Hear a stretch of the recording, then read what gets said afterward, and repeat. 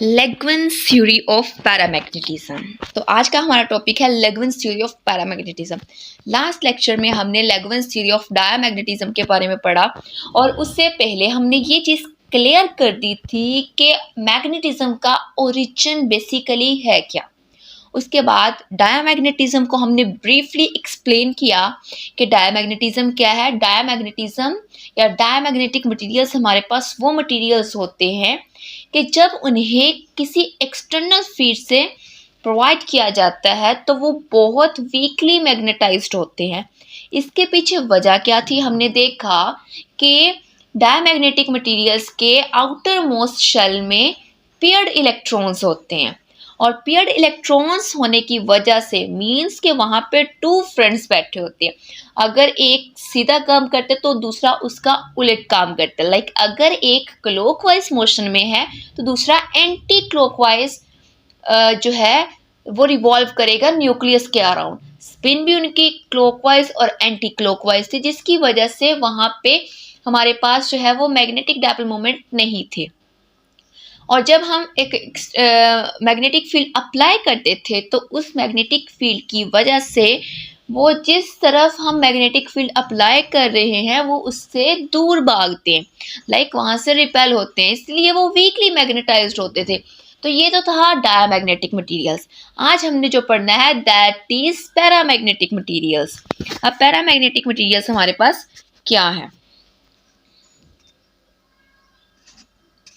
सो paramagnetic materials हमारे पास वो materials हैं जिनके आउटर मोस्ट शेल में पेयर्ड इलेक्ट्रॉन्स नहीं होते। इसमें हमारे पास अनपेयर्ड इलेक्ट्रॉन्स जो हैं आउटर मोस्ट ऑर्बिट में पड़े होते हैं। लाइक ये वो है जो अकेले रहना पसंद करते हैं।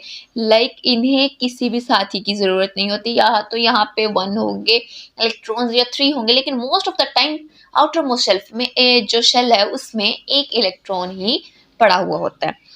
अब एटम्स जो हैं इसके वो as a permanent magnetic dipoles behave कर रहे होते हैं। अब इलेक्ट्रॉन्स जो हैं वो किस तरह से रिवॉल्व करते हैं। इलेक्ट्रॉन्स अपनी स्पिन मोशन की वजह से स्पिन मोशन पे डिपेंड करते हुए या तो क्लॉकवाइज मूव करते हैं या एंटी क्लॉकवाइज मूव करते हैं। अब क्लॉकवाइज मूव करते हैं अगर तो हमारी स्पिन +1/2 है। हमारी स्पिन अगर +1/2 है तो हमारे जो इलेक्ट्रॉन है वो रिवॉल्व करेगा क्लॉकवाइज में, और अगर -1/2 स्पिन है तो उसकी डायरेक्शन होगी anti clockwise. Means for +1/2 the direction will be clockwise, otherwise it will be anti clockwise.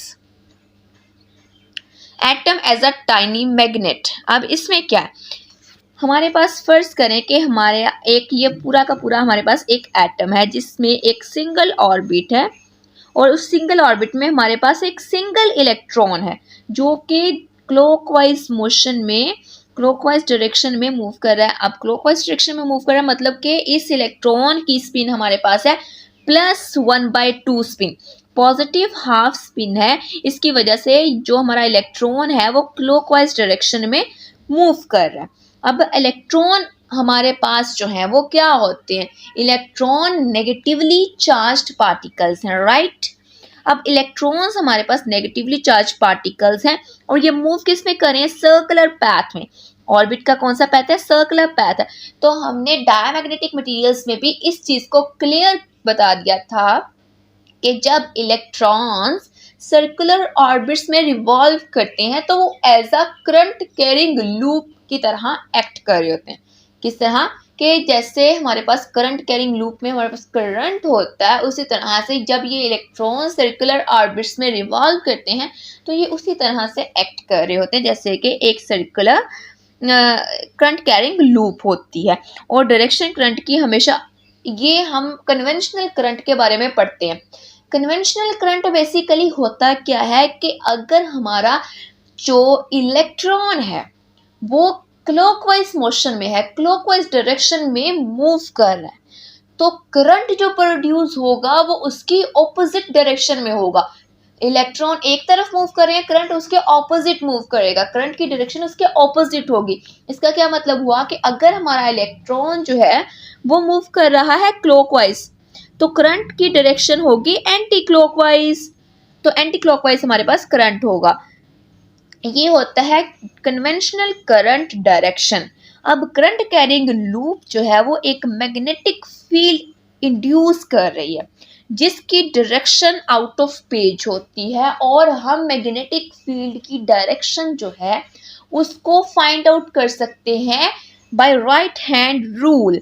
Right hand rule से हम किस तरह से करेंगे कि अगर हम अपना जो राइट हैंड है उसमें फिंगर्स को कर्ल करेंगे तो राइट हैंड की जो आपकी कर्लिंग फिंगर्स होंगी वो आपके करंट की डायरेक्शन में होंगी। अभी आप लोग सुनते साथ टेस्ट भी करें कि आपकी जो डायरेक्शन ऑफ करंट होगी ना वो आपकी कर्लिंग फिंगर्स जो है वो शो कर रही होंगी, और जो इरेक्ट थंब, जो आपका सीधा खड़ा हुआ थंब है ना, वो आपकी डायरेक्शन ऑफ मैग्नेटिक फील्ड को शो करेगा। मतलब कि आप यहाँ से देख सकते हैं कि आपकी magnetic field out of the page होगी, मींस उसका नॉर्थ पोल बन रहा होगा।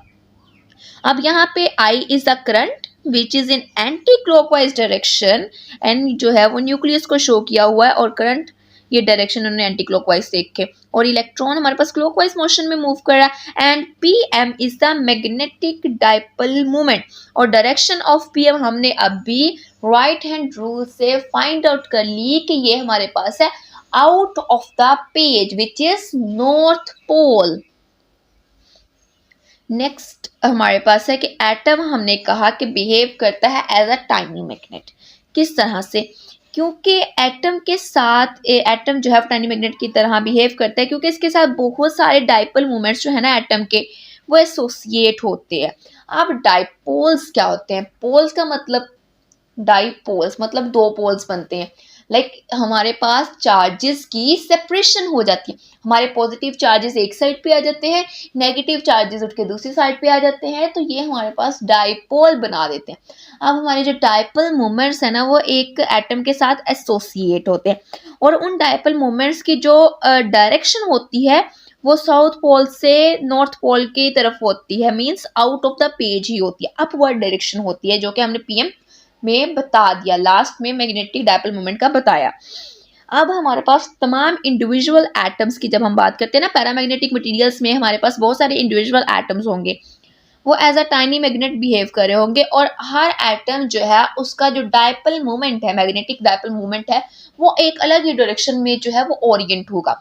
मींस के अगर एक एटम का हमारा सीधी डायरेक्शन में है तो दूसरे का उल्टी डायरेक्शन में होगा, एक का लेफ्ट है तो दूसरा का राइट होगा, मींस वो एक रैंडम तरह से ओरिएंट होते हैं सारे के सारे एटम्स के जो हमारे पास मैग्नेटिक डाइपोल मोमेंट्स हैं।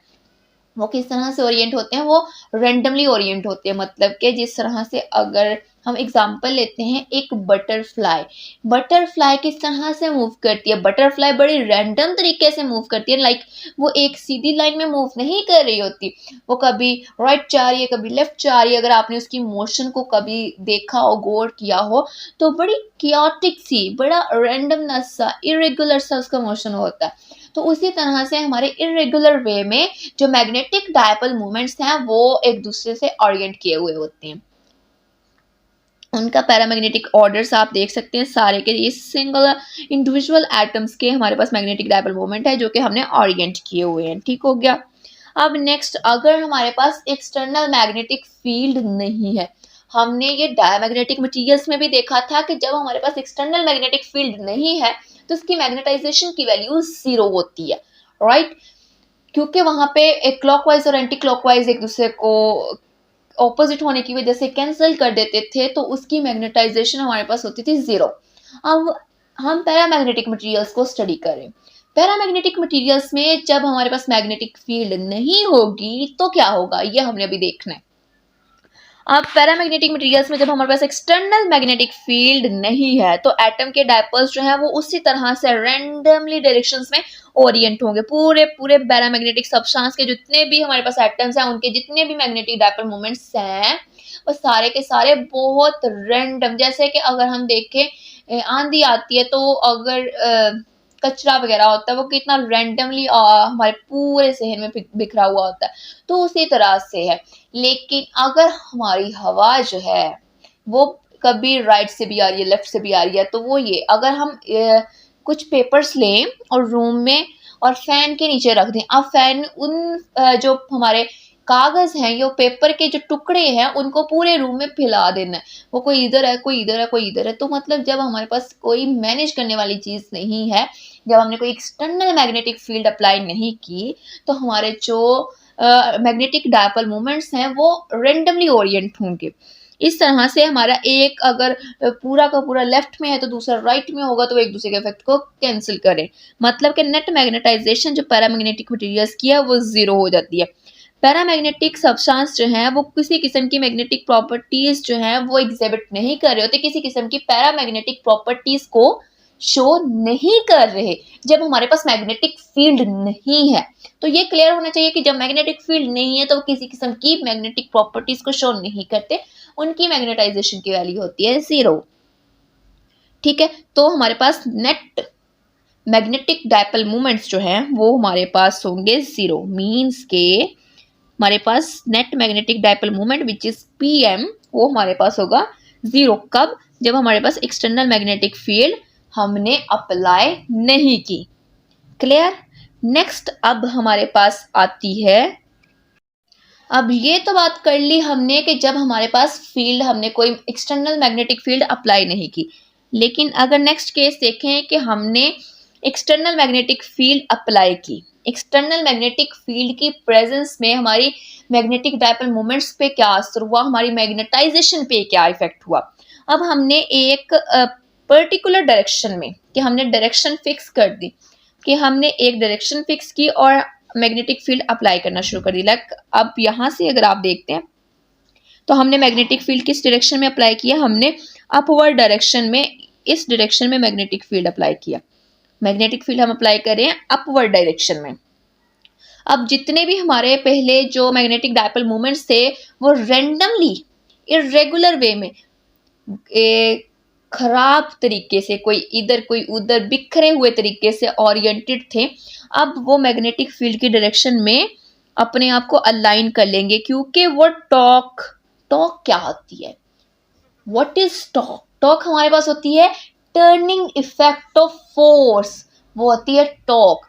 तो टॉर्क की वजह से हमारे जो एटॉमिक डायपोल्स हैं वो टॉर्क को एक्सपीरियंस करेंगे, उन पे टॉर्क एक्ट कर रही है, जिसकी वजह से वो अपने आप को एक्सटर्नल मैग्नेटिक फील्ड में अलाइन करना स्टार्ट कर देंगे। लाइक हमारे जिस तरह मैग्नेटिक डायपोल मूवमेंट से पहले इस तरह थे बहुत ओरिएंटेड में, लेकिन जैसे हमने मैग्नेटिक फील्ड अप्लाई की तो वो सारे एक डायरेक्शन में ओरिएंट होना स्टार्ट हो गए। अब मैग्नेटिक डायपोल मोमेंट्स जो हैं वो सब्सटेंस में प्रोड्यूस हुए, नेट मैग्नेटिक डायपोल मोमेंट्स। अब तमाम डायपोल्स जो हैं वो अपने आप को अप्लाइड फील्ड की डायरेक्शन में अलाइन कर लेंगे, तो हमारा सब्सटेंस क्या होगा, वो मैक्सिमली मैग्नेटाइज हो जाएगा। और इस सिचुएशन को कहते हैं सैचुरेशन पॉइंट।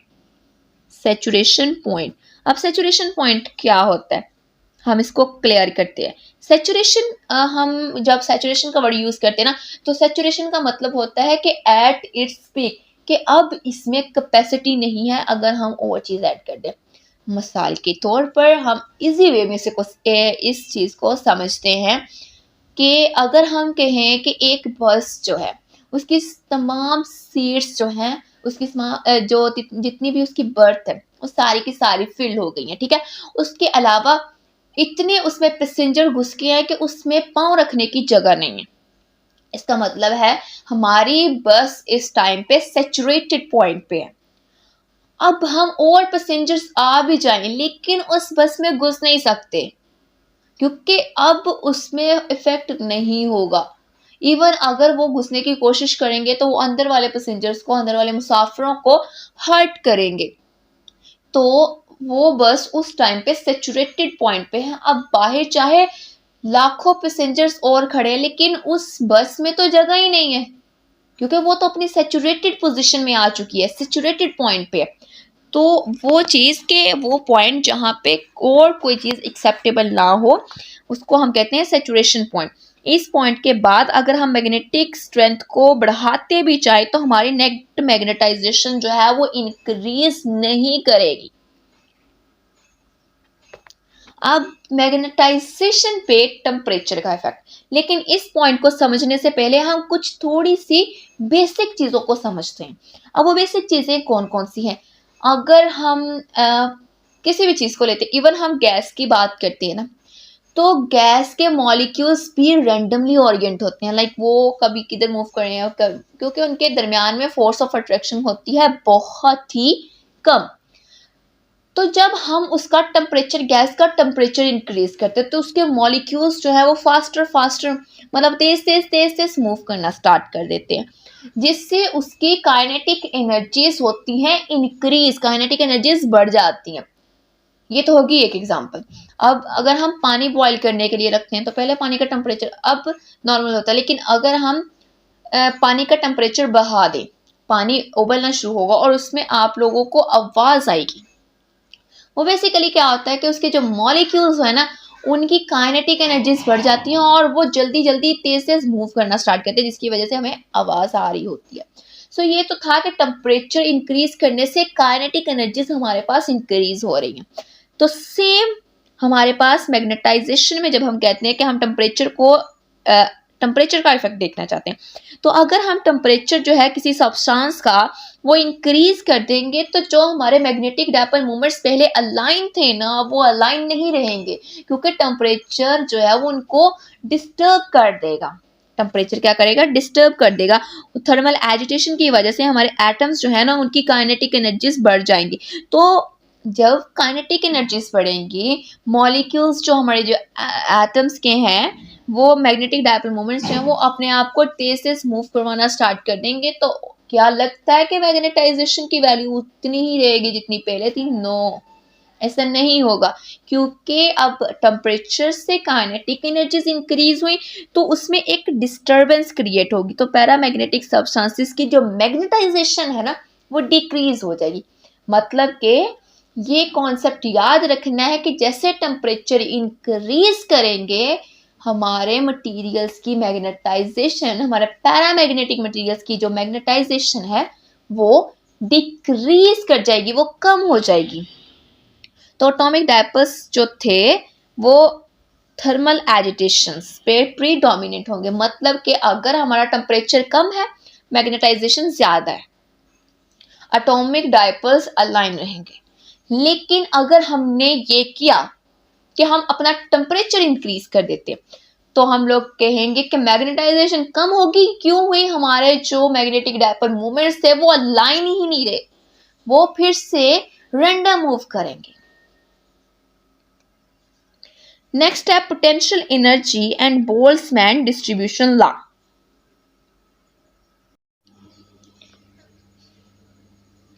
सो अब हमने क्या करना है, हम पोटेंशियल एनर्जी और बोल्ट्जमैन डिस्ट्रीब्यूशन लॉ को देख रहे हैं, क्योंकि हमने अब क्या करना है, n number of particle unit volume of material में हमारे पास हैं। अब एक्सटर्नल फील्ड अप्लाई की तो हमारी पोटेंशियल एनर्जी जो है ना पार्टिकल्स की, वो इंक्रीज कर गई। अब पोटेंशियल एनर्जी, जब हम पोटेंशियल एनर्जी में चेंजेस देखने हैं, जब हम एक मैग्नेटिक फील्ड अप्लाई करते हैं ना, तो उसमें पोटेंशियल एनर्जी पे क्या इफेक्ट होता है, तो हमारे पास पोटेंशियल एनर्जी का इन मैग्नेटिक फील्ड फॉर्मूला होता है E is equals to minus P M B cos of theta. तो ये हमारे पास इसका फॉर्मूला है, बेसिकली ये वाला E is equals to minus P B cos of theta. अब ये हमारे पास फॉर्मूला है, यहाँ पे E is the energy, potential energy, minus हमारे पास आया पीएम, हमारे पास है मैग्नेटिक डायपोल मोमेंट, बी हमारे पास फील्ड है, cos theta is the angle, theta is the angle between magnetic dipole moment and हमारे पास जो फील्ड अप्लाई कर रहे हैं उसके दरमियान में। ये देखें कि हमारे पास फील्ड की डायरेक्शन ये है, ये हमारे पास मैग्नेटिक डायपोल मोमेंट है इस डायरेक्शन में, तो इनके दरमियान में जो एंगल बनेगा दैट इज थीटा। तो ये एंगल हमारे पास होगा थीटा। अब हमने क्या करना है, दोनों साइड्स पे डेरिवेटिव ले लेने। जब हमने डेरिवेटिव लिया तो इधर हमारे पास डी ई आ गया, ये हमारे पास डी ई आ गया, और पी एम बी कोस का डेरिवेटिव हमारे पास होता है, जब भी हम कोस का डेरिवेटिव लेते हैं that is minus sine theta D theta. तो ये हमारे पास इसका डेरिवेटिव आता है। तो जब हमने इसकी वैल्यू को लगाया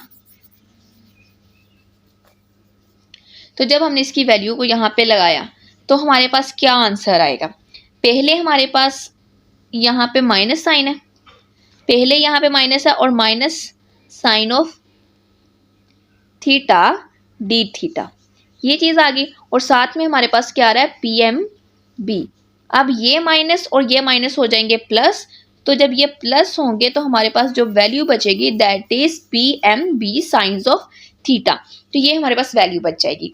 अब हम कहते हैं कि लेट करें डी एन जो है हमारे पास वो एन नंबर ऑफ पार्टिकल्स हमने कंसीडर किया ना पहले, तो हम उसमें से डी एन पार्टिकल्स को लेते हैं, हम मतलब थोड़े से ले रहे हैं।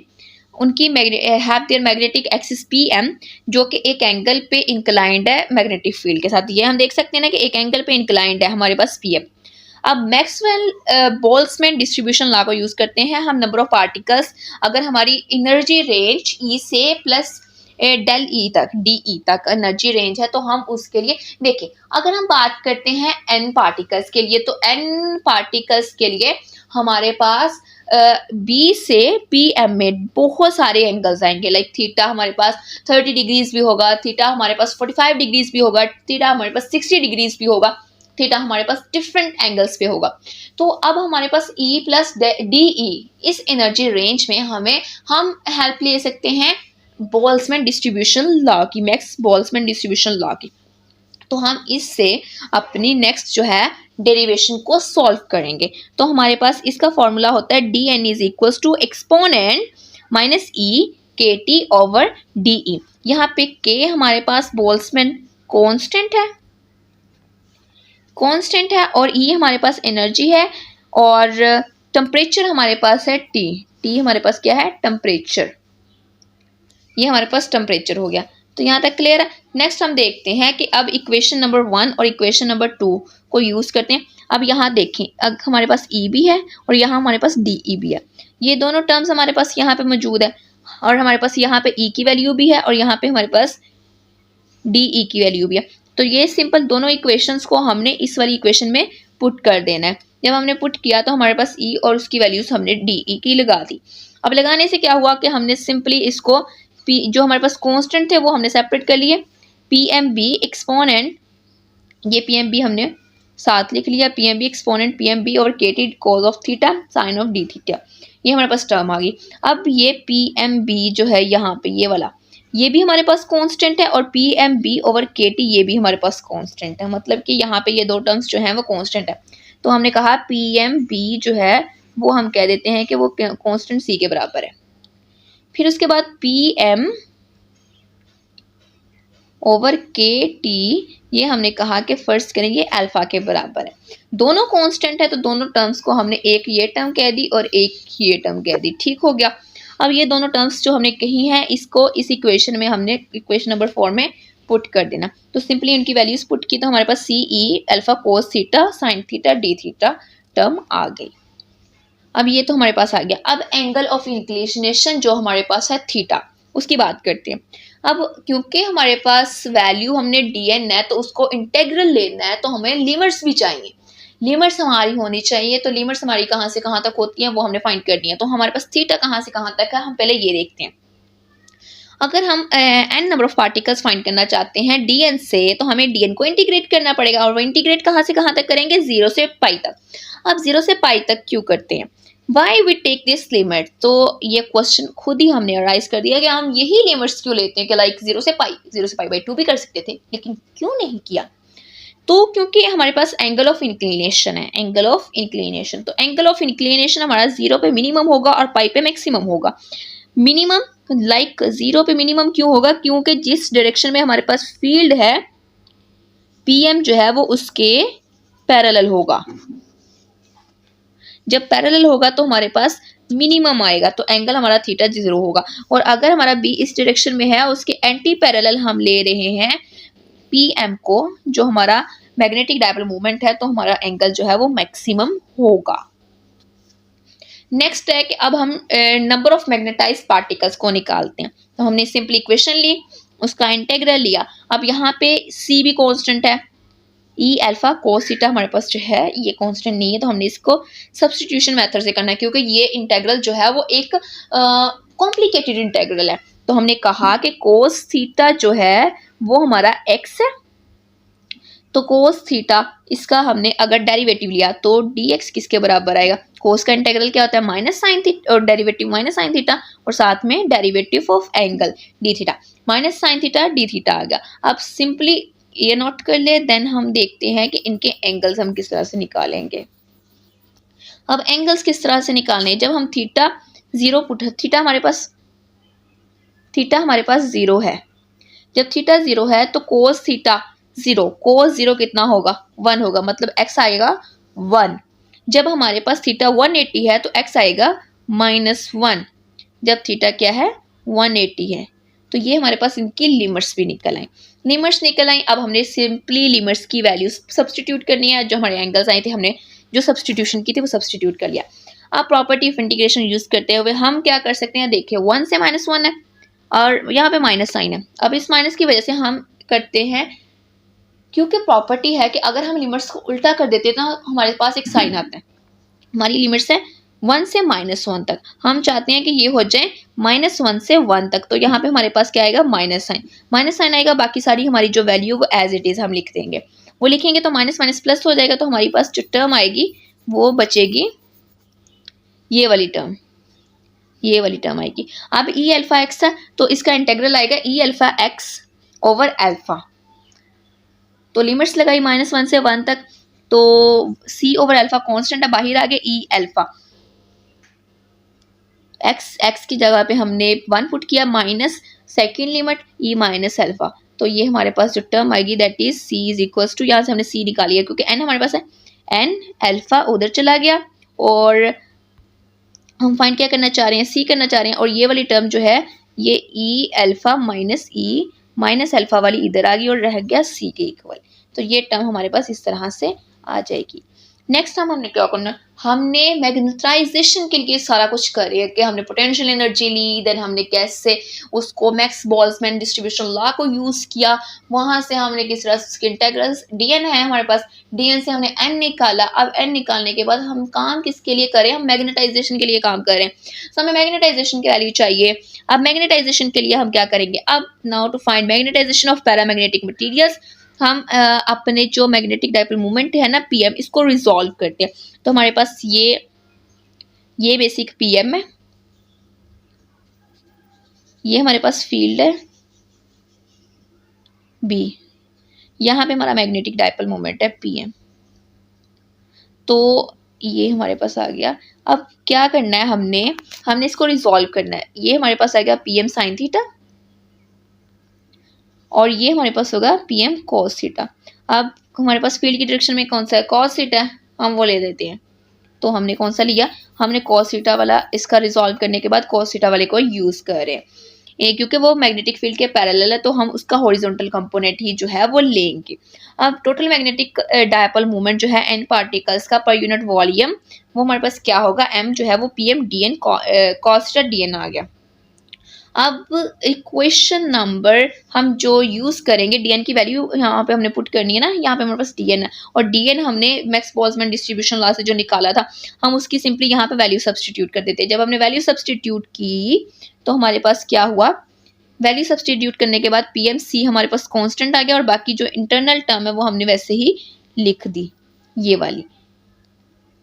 अब क्या करना है, अब हमने इसके लिए भी सब्सटीट्यूशन करनी है। हम कहते हैं कि यहाँ पे जो कोस थीटा है वो टी के बराबर है, तो उसका जब डेरिवेटिव लिया तो हमारे पास minus sine theta D theta जो है, लिमिट्स भी उसी तरह से अप्लाई की कि हमारे पास 1 से -1 तक आ गया। सिंपली वैल्यूज ये वाली पुट की, वैल्यूज पुट करने के बाद हमने इनका डेरिवेटिव लिया, जो इंटेग्रल लिया। इंटेग्रल लेने के बाद अब देखिए हमारे पास टी जो वैल्यू आ रही है वो है टी ई अल्फा टी, ये हमारे पास आएगी। अब इसको भी हम इंटीग्रल जो है इसका भी डायरेक्ट नहीं ले सकते, हम इसको भी बाई पार्ट्स सॉल्व करेंगे। तो टी हम कहते हैं कि हमारा डेरिवेटिव के लिए है और ई अल्फा टी हमारा इंटीग्रेशन के लिए, ठीक हो गया। तो इसको हम जब सॉल्व करते हैं तो हम किस तरह से करते हैं, नोट डाउन कर लें। इसको सॉल्व करने का तरीका क्या है, तो टी ई अल्फा टी हमारे पास है, तो इसमें डेरिवेटिव वाली टर्म हमारे पास आती है as it is integral of E alpha T minus T का डेरिवेटिव हमारे पास आएगा, एक इंटेग्रल आया टी से, सॉरी, लिमिट लगाई हमने, लिमिट हमारे पास है -1 से 1 तक, और साथ में T over D T derivative of first one and then integral of E8 alpha T over D T साथ में आ गया। तो ये हमारे पास इसको बेसिकली जो बनेगा ना वो ये कुछ बनेगा।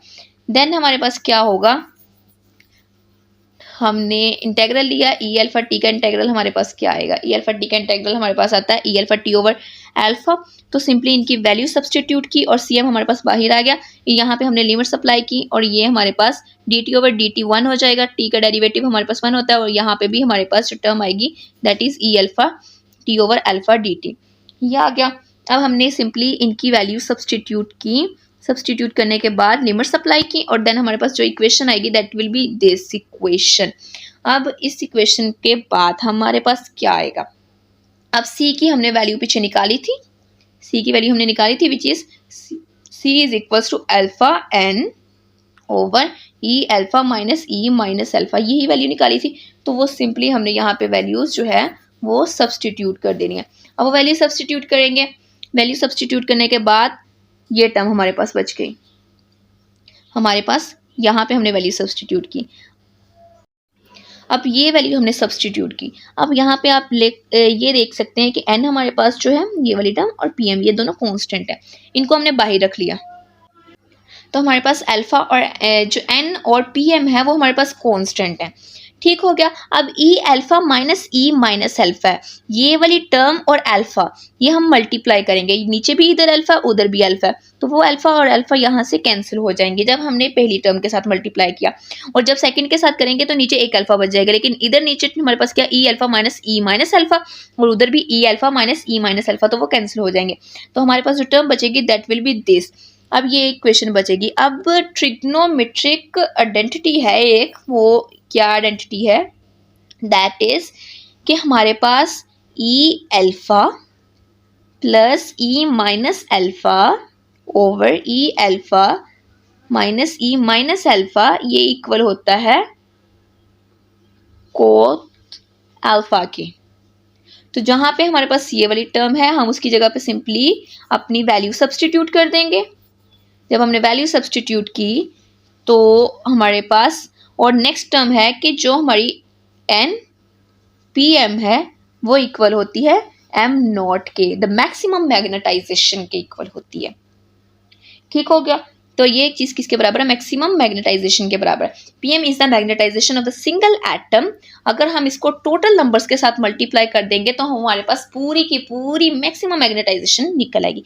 क्या चीज कि पीएम हमारे पास एक सिंगल एटम की मैग्नेटाइजेशन है, और अगर हम उसे n नंबर ऑफ पार्टिकल्स के साथ या n नंबर ऑफ एटम्स के साथ मल्टीप्लाई कर देंगे तो वो हमारे पास मैक्सिमम मैग्नेटाइजेशन निकल आएगी।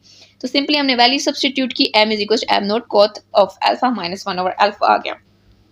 अब coth of alpha minus 1 over alpha जो है ये एल ऑफ अल्फा के बराबर है। एल ऑफ अल्फा हमारे पास लेग्विन्स फंक्शन है, एल ऑफ अल्फा हमारे पास क्या है, लेग्विन्स फंक्शन है। तो हमारे पास जो एंड रिजल्ट बचा है magnetisation is equal to maximum magnetisation Langevin function, तो ये टर्म हमारे पास बच गई। तो ये हमारे पास कैलकुलेशन ऑफ मैग्नेटाइजेशन हमारे पास निकल आई, और ये टोटल लेक्चर था लेग्विन्स थ्योरी ऑफ पैरामैग्नेटिक मटेरियल्स का, जिसमें हमने पैरामैग्नेटिक मटेरियल्स को डिस्कस किया, देन उस एक्सटर्नल फील्ड की प्रेजेंस में क्या होता है मैग्नेटाइजेशन की वैल्यू, जो कि हमने सारी की सारी कैलकुलेट की, और जब हमारे पास एक्सटर्नल फील्ड अप्लाई नहीं करते तब हमारे पास मैग्नेटाइजेशन क्या होती है, जीरो होती है, और as a tiny magnet behave कर रहे होते हैं, और ये जब हम फील्ड अप्लाई करते हैं तो ये फील्ड से अट्रैक्ट होते हैं और स्ट्रॉन्ग जहाँ पे फील्ड होती है उसकी तरफ मूव करते हैं।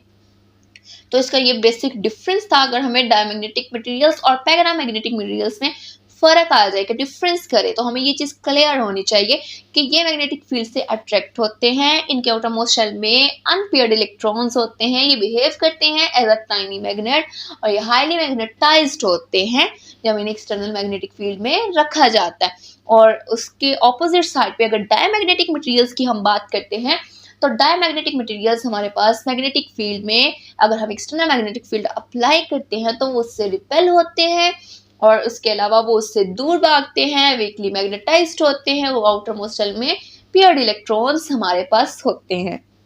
So hope so you like lecture और प्लीज सब्सक्राइब माई चैनल और हिट द बेल आइकन ताकि आने वाले वीडियोस के नोटिफिकेशन आपको मिलते रहें।